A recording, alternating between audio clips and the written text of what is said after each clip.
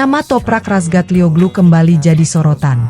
Sang juara dunia 2 kali World Superbike, WSBK, itu mengeluarkan pernyataan yang bikin panas dunia balap, bahkan sampai ke garasi MotoGP. Dengan nada santai tapi tajam, pembalap asal Turki itu menegaskan, pembalap MotoGP akan kewalahan di WSBK kalau nggak pakai Ducati. Seketika, komentar itu jadi bahan perbincangan besar di paddock dan media sosial. Banyak yang menganggap Toprak terlalu percaya diri, tapi ada juga yang bilang ia tidak salah sama sekali. Karena kalau melihat dominasi Ducati di lintasan, baik di MotoGP maupun di Superbike, ada benarnya juga. Tapi di balik ucapannya itu, tersimpan keyakinan besar seorang Toprak, keyakinan bahwa dirinya bisa menembus batas dunia balap dan membuktikan bahwa WSBK bukanlah kasta 2 di bawah MotoGP. Toprak yang kini membela Pata Yamaha Prometeon WSBK, masih kokoh di puncak klasemen 2025 dengan keunggulan 39 poin atas Nicolo Bulega. Tapi di tengah euforia menuju gelar ketiganya, ia justru bikin kejutan, resmi bergabung dengan tim Pramac Yamaha MotoGP untuk musim 2026.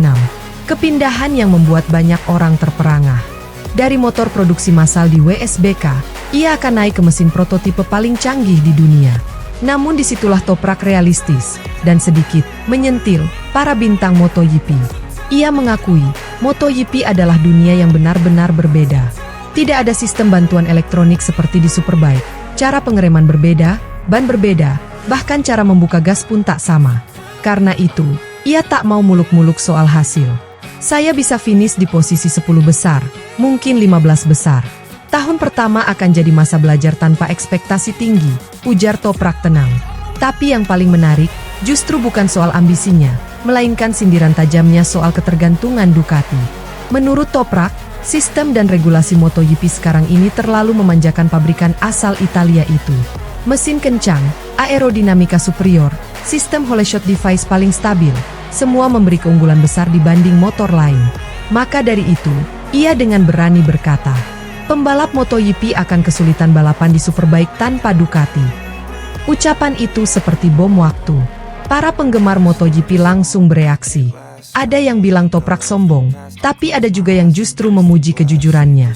Karena faktanya, sejak 2022, Ducati memang terlalu dominan. Dari Pecco Bagnaia, Jorge Martin, sampai Enea Bastianini, semua pembalap top berada di bawah bendera yang sama.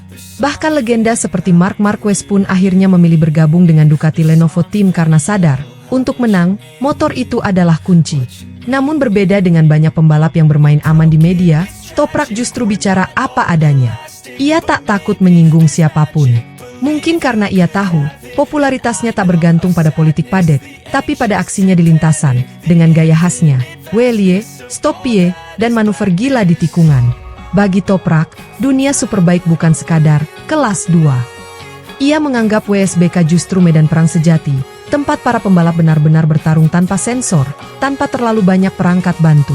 Saya tahu kalau saya gagal di MotoGP, orang-orang akan meremehkan Superbike, katanya lugas. Kalimat itu seperti tamparan keras bagi yang menganggap WSBK hanya tempat buangan pembalap MotoGP. Tapi Toprak bukan orang sembarangan. Lihat saja kiprahnya. Ia pernah menaklukkan Alvaro Bautista, Jonathan Rea, bahkan membuat BMW kembali relevan di dunia balap setelah bertahun-tahun tertinggal. Ia mengalahkan lawan dengan gaya ekstrim, pengereman yang terlambat tapi presisi, dan kecepatan refleks luar biasa. Tak heran, ketika ia berbicara tentang kesulitan transisi dari MotoGP ke WSBK, semua orang mendengarkan. Bagi Toprak, motor Ducati adalah senjata rahasia yang membuat banyak pembalap tampak luar biasa. Tapi kalau mereka melepasnya, baru akan terasa betapa brutalnya mesin Superbike lain. Kata-katanya mungkin terdengar sombong, tapi dari perspektif pembalap yang sudah menaklukkan banyak pabrikan, Toprak hanya berbicara dari pengalaman. Ia tahu betul bagaimana motor-motor itu berperilaku di batas kemampuan manusia. Kini, dengan kontrak bersama Pramac Yamaha di MotoGP 2026, Toprak siap membuka bab baru.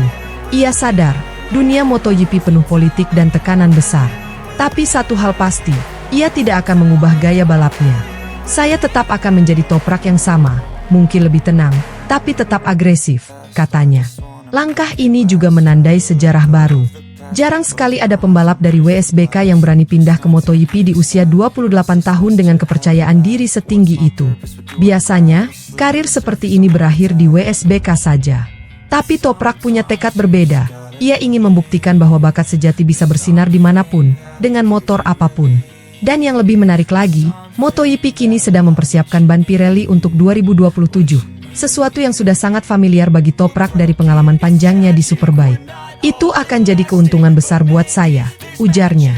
Ya, ketika pembalap MotoGP lain masih belajar memahami karakter ban baru, Toprak sudah paham luar dalam. Namun, bukan Toprak namanya kalau tidak disertai drama. Ia sempat mengkritik regulasi MotoGP yang dianggap terlalu berpihak pada Ducati. Ia menyebut, Ducati terlalu kuat, bahkan regulasi pun terasa berat sebelah. Pernyataan ini bikin panas, apalagi di tengah rumor bahwa Yamaha masih kesulitan menemukan setup mesin kompetitif untuk musim depan. Tapi Toprak tetap tenang. Ia tahu, kritiknya bukan untuk menjatuhkan, melainkan untuk menggugah keadilan di lintasan.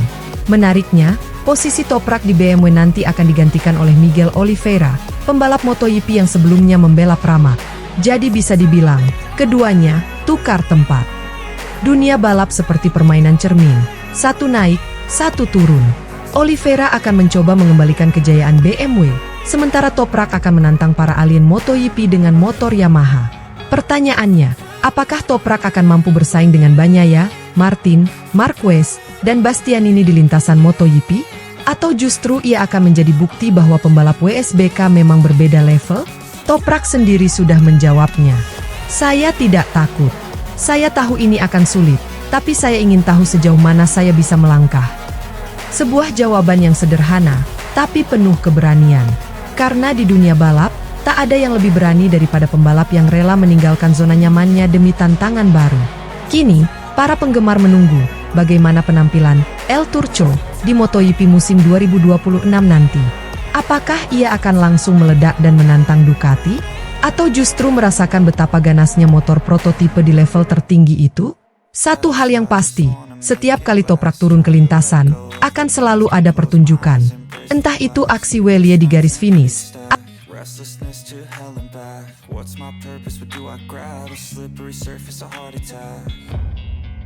And sometimes you just gotta believe there's something that'll give you relief. There's something that'll have what you need, what you need. We're broken, it's tragic, we're not all elastic, but maybe there's magic, believe you could have it. And I know of sadness, the anxious and panic, the infinite vastness of all that is blackness.